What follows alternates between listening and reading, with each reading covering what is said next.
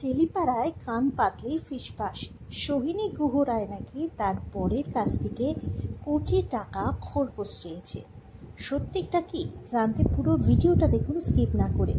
টেলিপাড়ায় এই মুহূর্তে ডিভোর্স হতে চলেছে টেলিভিশন অভিনেত্রী সোহিনী গুহ রায় এবং তার স্বামী কল্লোল চৌধুরীর সঙ্গে।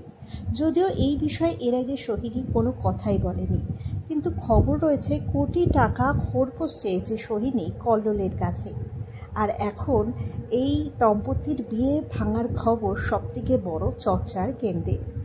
আমরা জানি যে বেশ কয়েকদিন ধরেই দুজনের মধ্যে বেশ টানাপোড়েন চলছে। একে অপরকে ইনস্টাগ্রামে আনফলো করেছেন দুজনে।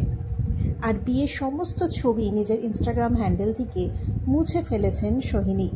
তিনি এই মুহূর্তে সেপারেশনে রয়েছেন। তার সঙ্গে যোগাযোগ করেছিল একটি সংবাদ মাধ্যম। কোটি টাকার খোরপোশ নিয়ে প্রশ্ন করা হলে সোহিনী খবরটি শুনে নাকি বেশ অবাক হয়েছেন এবং হেসেছেন।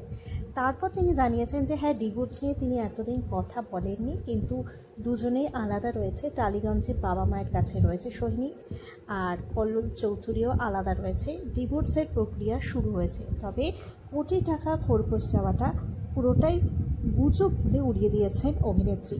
এর আগে অভিনেত্রী কয়েকদিন আগেই মালদ্বীপসে গেছিলেন। সেখানে তার বেশ কিছু বোল্ড ছবি ভাইরাল হয়, আর সেই নিয়েও তিনি চর্চার কেন্দ্রে রয়েছেন। বেশ কয়েক বছর আগে তাদের ধুমধাম করে বিয়ে হয়, আর তারপর বেশ সব কিছু ভালো চলছিল, আর তারপরেই ছন্দপতন।